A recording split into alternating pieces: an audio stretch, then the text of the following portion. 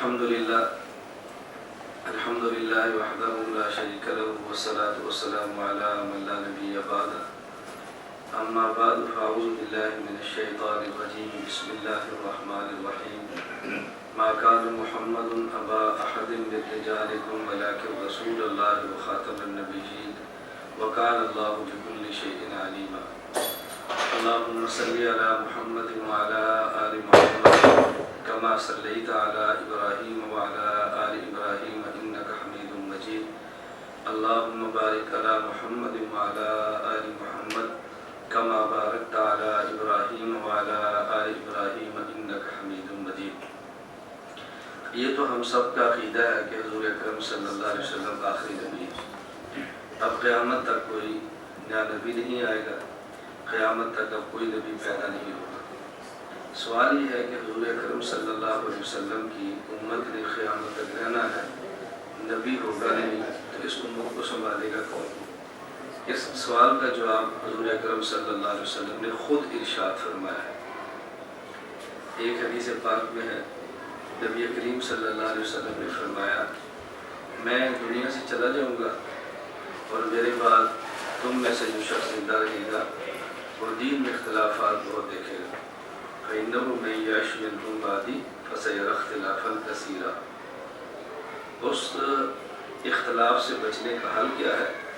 فَعَلَيْكُمْ بِسُنَّتِي وَسُنَّتِ الْخُلَفَاءِ الرَّاشِدِينَ الْمَهْدِيِّينَ. میری سنت اور میرے بعد خلیفہ راشد کی سنت سے تمہارا اختلاف ختم ہو. تو رسول اکرم صلی اللہ علیہ وسلم نے ایک تو بتا دیا کہ میرے بعد اگر تم نے اختلافات سے بچنا ہے تو پھر خلیفہ راشد کی سنت کو پکڑیں. یہ پہلا طبقہ ہے نبوت کے بعد جس نے امت کو سنبھالا ہے. اور خلفاء راشدین چار ہیں، حضرت ابو بکر، حضرت عمر، حضرت عثمان، حضرت علی رضی اللہ عنہ. آپ چونکہ طلباء ہیں اور علماء ہیں اس لیے میں اس کی وضاحت بہت ضروری سمجھتا ہوں کہ بعض حضرات کو صرف احادیث کے ظاہر کو دیکھ کے کچھ اشکالات پیدا ہوئے اور انہوں نے امت کے اس اجماعی موقف کو مسترد کر دیا ہے کہ خلفاء راشدین چار ہیں. وہ کہتے ہیں نہیں، صحابہ کرام میں خلفاء راشدین 7 ہیں. جب آپ ان کی دلیل دیکھیں گے تو آپ کہیں گے دلیل بڑی مضبوط ہے. ان کی دلیل کیا ہے کہ صحابہ کرام سارے قرآن کا وعدہ اللہ کا راشد ہو، ساری راشد ہیں. اب دیکھنا ہے کہ صحابہ میں سے خلفاء کتنے گزرے ہیں. تو خلفاء تو 7 گزرے ہیں. حضرت علی کے بعد حضرت حسن 6 ماہ تک خلیفہ رہے تو یہ بھی خلیفہ ہوئے. حضرت عبداللہ بن زبیر چند دن تک ہی مکہ مکرمہ میں خلیفہ رہے تو یہ بھی خلیفہ ہوئے. حضرت امیر معاویہ رضی اللہ تعالیٰ عنہ حضور پاک کے صحابہ میں سے آخری صحابی وہ ہیں کہ جن کی خلافت پر سب کا اتفاق ہو گیا تھا. حضرت حسن رضی اللہ تعالیٰ عنہ کی حضرت معاویہ کے ہاتھوں بیعت کرنے کے بعد. تو جب 7 صحابہ خلفاء بھی ہیں، قرآن راشد بھی کہتا ہے تو پھر خلیفہ راشد 7 ہوئے، آپ 4 کیوں کہتے ہیں؟ آپ دیکھیں بظاہر دلیل کتنی مضبوط ہے. اور ہمارا ایک کم علم طبقہ ایسے دلائل کو دیکھ کے اپنے اکابر کو چھوڑ دیتا ہے. ان کا موقف ہوتا ہے کہ ہمارے اکابر کے پاس دلیل ہوگی تو پیش کرو، جب دلیل آ گئی تو اکابر کو کیوں دیکھیں. حالانکہ بات یہ نہیں. میں اس کو سمجھانے سے پہلے ایک چھوٹا سا مسئلہ سمجھاتا ہوں، پھر یہ بات آپ کو سمجھ آئے گی. قرآن کریم نے تمام صحابہ کرام کو جنتی ہونے کی بشارت دی ہے. کلًا وعد اللہ الحسنى. سب صحابہ کو بشارت دی ہے کہ جنتی ہے. اور ہمارے لکھا ہوتا ہے عشرہ مبشرہ 10 ہے. کہتے ہیں عشرہ مبشرہ عربی میں کہتے ہیں عشرہ مبشرہ 10 ہے. وہ 10 صحابہ کو جنت کی بشارت ملی. سوال یہ ہے قرآن کہتا ہے سب جنتی ہیں تو پھر آپ 10 کو جنتی کیوں کہہ رہے ہیں؟ اب اس کا معنی یہ ہوگا کلًا وعد اللہ الحسنى کا معنی ہو رہا ہے تو یہ جو ہمارے بزرگ فرماتے ہیں عشرہ مبشرہ بالجنہ یہ 10 ہیں، اس کا مطلب وہ ہوگا. ہم فرق نہیں سمجھے تو اس لیے اشکال پیدا ہو گیا.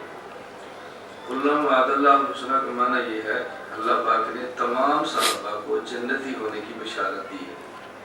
عشرہ مبشرہ کا معنی کیا ہے؟ اگر کوئی آپ سے پوچھے ان صحابہ کے نام و تعداد بتاؤ کہ جن کا نام لے لے کے اللہ کے نبی نے ایک ہی مجلس میں جنتی ہونے کی بشارت دی ہے، اب آپ سب کا نام ہی لو گے، اب 10 کا نام لو. تو عشرہ مبشرہ بالجنہ کا معنی یہ ہے ایسے صحابہ جن کا نام لے کر ایک ہی مجلس میں حضور نے جنت کی بشارت دی، وہ کتنے ہیں؟ 10۔ اب سارے جنتی یہ بھی ٹھیک ہے، اشرا بشرا بالجنات یہ بھی ٹھیک ہے، اب دونوں میں اختلاف ختم ہو گئے۔ یہ جو ہم کہتے ہیں خلفائے راشدین 4 ہیں، اس کا مطلب کیا ہے؟ اس کا مطلب یہ ہے وعد اللہ الذین آمنوا منکم وعملوا الصالحات۔ اس آیت کا نام ہے آیت استخلاف۔ اس آیت استخلاف میں اللہ نے صحابہ کرام میں سے جن کے خلیفہ ہونے کی بشارت دی ہے وہ کتنے ہیں؟ وہ 7 نہیں ہیں، وہ 4 ہیں۔ تو خلفائے راشدین کا معنی کیا ہے؟ اب آگے ایک لفظ ایسا جو ذکر نہیں کیا جاتا لیکن مراد ہوتا ہے، اسے کہتے ہیں خلافت راشدہ موعودہ فی القرآن۔ وہ خلافت راشدہ جس کا وعدہ قرآن میں ہے وہ 40 ہجری پر ختم ہے، 4 پر ہے، وہ 7 نہیں ہے۔ میں نے وضاحت اس لیے کیا ہے کہ بسا اوقات فطروں کا دور ہے اور لوگ آیات اور حدیث کا نام لے کر فتنے پیش کرتے ہیں، جس فتنوں کا سدباب کرنا ہماری ذمہ داری ہے۔ تو رسول اکرم صلی اللہ علیہ وسلم نے فرمایا کہ پہلا طبقہ جو امت کو سنبھالے گا وہ کون ہے؟ خلفائے راشدین، وہ 4 ہیں۔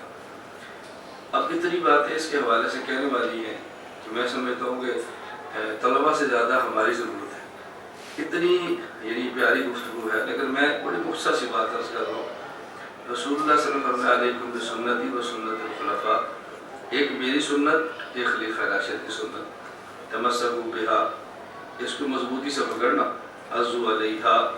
اب سنتیں 2 ہیں، اللہ کے نبی ضمیر واحد استعمال فرمایا، تمسکوا بہا عزو علیہا، حالانکہ فرمانا چاہیے تھا تمسکوا بہما عزو علیہما۔ سنتیں جو 2 ہیں، آپ علماء تو سمجھتے ہیں نحو کا ضابطہ ہے، جیسا مرضی ہے ضمیر تو ایسی ہوگی نا، لیکن رسول اللہ صلی اللہ علیہ وسلم نے ماں کی بجائے ہاں کیوں فرمایا ہے؟ یہ بات سمجھانے کے لیے کہ خلیفہ راشد کی سنت دیکھنے میں الگ نظر آتی ہے، وہ در حقیقت نبی کی سنت ہوتی ہے، وہ الگ نہیں ہوتی، وہ الگ نہیں ہوتی۔ اس کی مثال کیا ہے؟ رمضان مبارک آنے والا ہے، میں آپ کی خدمت میں ایک ایسی توجیہ پیش کرتا ہوں، شاید آپ نے نہ سنی ہو سکتا ہے، مطالعے میں گزری ہو سکتا ہے نہ سنی۔ ہم میں سے ہر شخص کہتا ہے کہ 20 رکعت تراویح رسول اللہ صلی اللہ علیہ وسلم کی سنت ہے، اور جب ہم پوچھتے ہیں 20 رکعت تراویح کی جماعت تو ہر بندہ کہتا ہے کہ با جماعت پورا مہینہ حضرت عمر کی سنت ہے۔ ہر بندہ یہ بات کہہ رہا ہے، جس عالم سے آپ پوچھو وہ ایک بات فرمائیں گے کہ 20 رکعت تراویح رسول اللہ صلی اللہ علیہ وسلم کی سنت ہے، اور 20 رکعت تراویح کی پورا مہینہ جماعت یہ حضرت عمر کی سنت ہے۔ اس پر سوال کیا ہے؟ اب کسی بھی حنفی 20 رکعت تراویح با جماعت کے قائل مفتی صاحب سے پوچھیں کہ 20 رکعت تراویح کا حکم کیا ہے، تو ہر مفتی کہتا ہے سنت موقدہ۔ 20 رکعت تراویح کی جماعت سنت موقدہ۔ سنت موقدہ کہنے پر اشکال کیا ہے؟ سنت موقدہ کہتے ہیں ما واظب علیہ النبی صلی اللہ علیہ وسلم، جس پر حضور نے ہمیشہ دوام فرمایا۔ تو جب آپ نے 20 رکعت تراویح کی جماعت 4 رات بھی نہیں کرائی تو دوام کہاں سے ہوگا؟ جب دوام نہیں سنت موقدہ کیسے ہوگا؟ ادھر سنت موقدہ بھی کہتے ہیں، ادھر یہ بھی کہتے ہیں کہ سنت حضرت عمر کی ہے۔ جب حضرت عمر کی سنت ہے تو سنت موقدہ کیسی ہوگی؟ یا تو سنت موقدہ کی تاریخ میں تھوڑی سی تبدیلی پیدا فرما رہے ہیں، پھر بھی ٹھیک۔ اس کا سوال کا جواب حکیم الامت مجدد الملت مولانا شریف علی تھانوی نور المقدر کو کرا دیا۔ حضرت فرماتے ہیں کہ پہلے میں حدیث سنا دیتا ہوں پھر بات سمجھیں کہ یہ صحیح بخاری میں بھی روایت ہے، باب فضل من قام رمضان کے تحت ہے، اور کتب میں بھی ہے۔ رسول اللہ صلی اللہ علیہ وسلم نے تراویح کی جماعت کروائی 23 رمضان، 23 کی رات، اور 24 کو آپ نے جماعت نہیں کرائی، پھر آپ نے 25 کو کرائی، پھر 26 کو نہیں کرائی، پھر آپ نے 27 کو کرائی، اور 28 کو آپ نے پھر جماعت چھوڑ دی۔ 28 کی شب عشاء کے فرض پڑھنے کے بعد آپ اپنے خیمے میں تشریف لے گئے جو مسجد نبی میں لگایا گیا تھا آپ کے اعتکاف کے لیے۔ صحابہ کرام رضی اللہ عنہ مجمعین آپ کے خیمے کے باہر آ گئے، رسول اللہ صلی اللہ علیہ وسلم باہر نہیں نکلے۔ آپ فجر کی نماز کے لیے جب مصلی پر کھڑے ہوئے، تراویح کی جماعت فجر کی نماز پڑھائی، تو آپ نے نماز پر ایک مختصر سے خطبہ دیا، انی لم یخفى علی مکانکم، میرے علم میں تھا کہ تم باہر آئے ہو، یہ نہیں کہ مجھے پتہ نہیں تھا، لیکن میں نے باہر نکل کے تراویح کی جماعت کیوں نہیں کرائی؟ انی خشیت ان یفترض علیکم، مجھے ڈر یہ تھا کہ تمہارے اوپر تراویح فرض نہ ہو۔ اب حضرت علی فرماتے ہیں انی خشیت یہ کہنا اس بات کی دلیل ہے کہ آپ کی خواہش یہ تھی کہ میں جماعت کراؤں. میں نے مجھ سے پوچھا 5 منٹ بات کروں 10 منٹ اور میں 20 منٹ. میں ایک مثال دے دوں. اب میں نے مضمون چھیڑ دی ہے نا تو میری خواہش ہے کہ میں اس کو 2 گھنٹے لے کر میں کیا کہتا ہوں یار میرا دل تو کرتا ہے کہ میں اثر تک چلاؤں لیکن ہماری مجبوری ہے کہ میں یہ لفظ نہیں کہہ رہا لیکن میں کہہ رہا ہوں میرا دل تو کرتا ہے اثر تک چلاؤں لیکن ہمارا کھانا ٹھنڈا ہو. اب دل تو کر رہا ہے نا لیکن میں کیوں نہیں کر رہا بھی ہم نے کھانا ہے ہمارا فلاں وقت ہے فلاں مصروفیت ہے. تو اللہ کے نبی یہ جو فرما رہے ہیں کہ مجھے ڈر لگتا ہے کہ فرض نہ ہو جائے. اس کا معنی کہ حضور کی خواہش کیا ہے جماعت کرائیں یا نہ کرائیں. عذر کیا ہے فرض ہے. اب اس خواہش کو سمجھا کون ہے حضرت عمر. اس خواہش کو سمجھے کون حضرت عمر. حضرت فرمایا کہ پورا مہینہ تراویح کی جماعت شروع کرا. یہ حضور کی خواہش تھی. اب تھانی فرماتے ہیں دوام کی 2 قسمیں. ایک ہے دوام حقیقی ایک ہے دوام سوری. دوام سوری وہ ہوتا ہے جو دوام بھی ہو نظر بھی آئے اور دوام حقیقی ہوتا ہے دوام ہو لیکن نظر نہ آئے. یہ ہوتا ہے دوام حقیقی.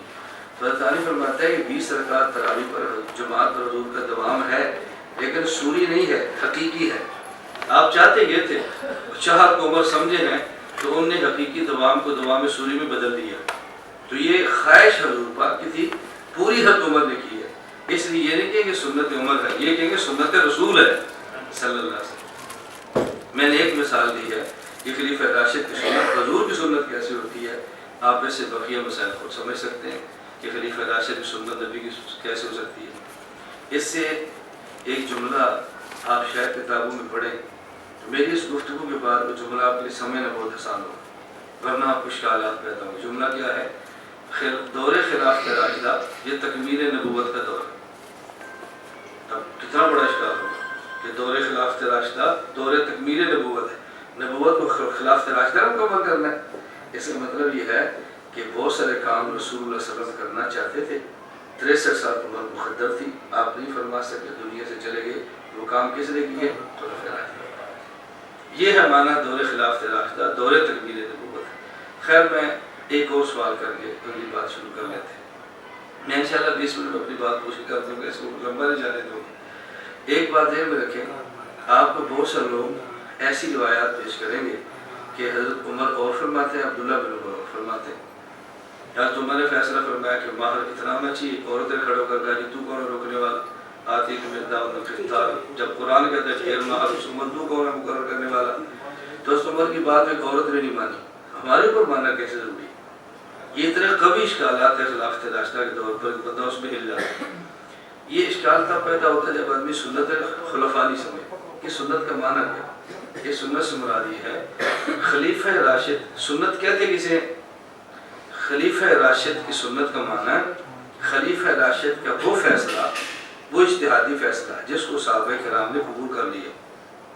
یہ ہے سنت. کیوں سنت کہتے ہیں؟ الطریقۃ المرضیۃ المسلوکۃ فی الدین. صرف پسندیدہ طریقہ نہیں وہ دین میں چلا بھی ہو اسے کہتے ہیں سنت. نبی پاک صلی اللہ علیہ وسلم کے بہت سارے ایسے اعمال ہیں وقت وہ ختم ہوا منسوخ ہو گیا مستقل چلے نہیں اس کو کوئی بھی سنت نہیں کیا. تو پیغمبر کا وہ قول فعل جو مستقل نہیں چلا وہ سنت نہیں. تو خلیفہ راشد کا وہ قول وہ اجتہاد جو صحابہ سب نے قبول نہیں کیا وہ سنت کیسے ہوتا ہے؟ معنی ہی ہوتا ہے اجتہاد خلیفہ راشد کا ہوتا ہے قبول اس کو صحابہ کرتے ہیں وہ سنت بن جاتا ہے. اب اس کی حیثیت سنت مصطفیٰ کی ہوتی ہے اس کو کوئی بندہ بدل نہیں سکتا. میں اس پر ایک چھوٹی سی مثال لیتا ہوں. ہمارا ایبٹ آباد میں جلسہ تھا اور جلسے کا عنوان کیا تھا؟ جلسے کا عنوان تھا چاند ستارے کانفرنس. ہمارے پنجاب میں اسٹائل ہوتے ہیں جلسوں کے وہ خان خان میں نہ وہ اسٹائل بن سکتا ہے نہ بندہ اس طرح بول سکتا ہے. بولنا چاہے بھی تو اس مخلوق نہیں سمجھنا بولنے کا فائدہ کیا ہوتا. میں ساتھی سے کل کہہ رہا تھا میں پنجاب کے جلسہ قرون میں کروں. یہ لوگ کہیں گے مولوی صاحب ہو گیا اتنا گرم کیا ہوا ہے کہ پوچھیں گے بھی اس کو کیا ہوا ہے اتنا گرم کیا ہوا. تو عنوان کیا تھا؟ چاند ستارے. تو میں نے 1 گھنٹے کا بیان کیا. جب میں نے بیان کے آخر اس مضمون کو سمٹا میں نے کہا پورا خلاصہ سمجھیں. جب چاند بکھرتا ہے تو پھر ستارے بنتے ہیں. جب ستارے سمٹتے ہیں تو پھر چاند بنتا ہے. نبوت بکھرتی ہے تو اصحاب بنتے ہیں. جب اصحاب سمٹ جائے تو پھر نبوت بنتی ہے. اب اتنا بڑا عقیدے کا مسئلہ ہے میں نے عرض کیا اس کو پھر سمجھانے کے لیے وقت چاہیے نا. نبوت عصمت کا نام ہے صحابہ حفاظت کا نام. نبی تنہا معصوم ہوتا ہے صحابی تنہا معصوم نہیں ہوتا. تنہا مومن تنہا عادل، تنہا حجت، تنہا محفوظ. وہ جب سارے صحابہ کسی مسئلے پر جمع ہو جائے تو وہ نبوت کی طرح معصوم ہوتے ہیں. تو خلیفہ راشد کا فیصلہ وہ ہوتا ہے جس پر سب جمع ہو جائے، وہ نبی کے فیصلے کی طرح ہوتا ہے. اس کو مسترد کرنا گویا نبوت کا فیصلہ مسترد کرنا. یہ باتیں میں کیوں عرض کر رہا ہوں؟ چونکہ اس بات کو ہم خود نہیں سمجھے ہوتے، اس لیے اس کی حساسیت کا اندازہ نہیں ہوتا. اور جب کوئی بندہ اس پہ تڑپتا ہے تو ہم کہتے ہیں فوری مسئلہ ہے، خام کا چیخ رہا ہے، خام کا امت کو تقسیم کر رہا ہے. اس پاگل کو سمجھ نہیں آئی. اس پاگل سے پتہ پوچھ لیے میں تو طرح پریشان کیوں ہے، تو ہو سکتا ہے پریشانی وہ آپ کو بھی لگ جائے. اس لیے ہم کہتے ہیں پوچھو ہی نہ تاکہ ہم پریشانی نہ کریں. ہمارے ایک استاد سے فرماتے تھے قرآن کریم کی آیت اترتی صحابہ پریشان ہوتے کیوں؟ وہ عربی جانتے تھے، پریشان ہو جاتے تھے. ہم نہ جانتے نہ پریشان ہوتے. مفتی صاحب جانے ہیں کہ اللہ جانے، بس ہم پیچھے کریں. تو امت کو جس نے سنبھالنا ہے وہ کتنے طبقات ہیں؟ 4. نمبر 1 خلیفہ راشد، نمبر 2 اصحابی کالنجوم فبیہم مقتدی مقتدی، نمبر 2 صحابہ کرام، نمبر 3 فقہاء. حضرت علی نے پوچھا یا رسول اللہ ان نزل بنا امر لیس بیان امر ولا نہی فما تامرنا، فرمایا تشاور الفقہاء. یہ تیسرا طبقہ ہے. 4 ان العلماء ورثۃ الانبیاء، علماء نبی کے وارث ہیں. میں اور آپ خلفاء بھی نہیں ہیں، ہم صحابہ کرام بھی نہیں ہیں. میں تو فقیہ نہیں ہوں، شاید آپ کو شک ہو کہ آپ فقیہ ہیں، مجھے تو شک بھی نہیں، پاک ہے کہ میں فقیہ نہیں ہوں. بس اگر پتہ ہے شک پڑ جاتا ہے کہ شاید میں کچھ ہوں. ہمارا ایک ساتھی مجھ سے بیعت ہے تو یہ بات میں چلا لگا کر رہا ہے تو مجھے کہتا ہے میں حضرت کمرے میں ہوں، ہر طرف مجھے اللہ کا نام اور محمد محمد نظر آتا ہے، میں کیا کروں؟ میں نے کہا جوتا لے کر اپنے سر پہ باندھے شروع کہتے ہیں تجھے کمرے میں اتنا نظر آنا شروع ہو گیا، یہ کیا تم نے تماشا مچا دیا. ہم حوصلہ افزائی کرتے ہیں بہت اچھی بات ہے، پھر آگے بڑھتا ہے. پھر جب آگے بڑھتے ہیں تو اس کو واپس جگانا مشکل ہوتا ہے. پھر کچھ جالا اٹھتا ہے اس کو مار دیتا ہے، پھر تو رسالت کا مسئلہ بن جاتا ہے. پہلے ہی اس کو روک دو تاکہ جب تک نوبت ہی نہ پہنچے. تو خیر میں عرض کر رہا تھا کہ ہم خلفاء بھی نہیں ہیں، صحابہ بھی نہیں ہیں، فقہاء بھی نہیں ہیں. آخری درجہ ہم علماء ہیں، جیسے بھی ہیں علماء. اس پر میں گزارش کر کے اپنی بات ختم کرتا ہوں.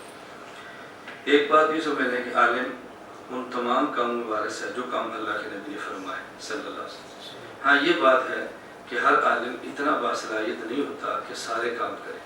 ایسے دانے کوئی دنیا میں پیدا ہوتے ہیں جو سارے کریں. اس میں بس میری گزارش یہ ہے آپ سارے کام کر سکے تو کریں، اگر سارے کام نہ کر سکے تو جو کرتا ہے اس کا تعاون کریں. تعاون نہیں کر سکتے دعا فرمائیں، دعا بھی نہیں فرما سکتے بند کمرے میں بیٹھ کے اس کا تماشا رہے.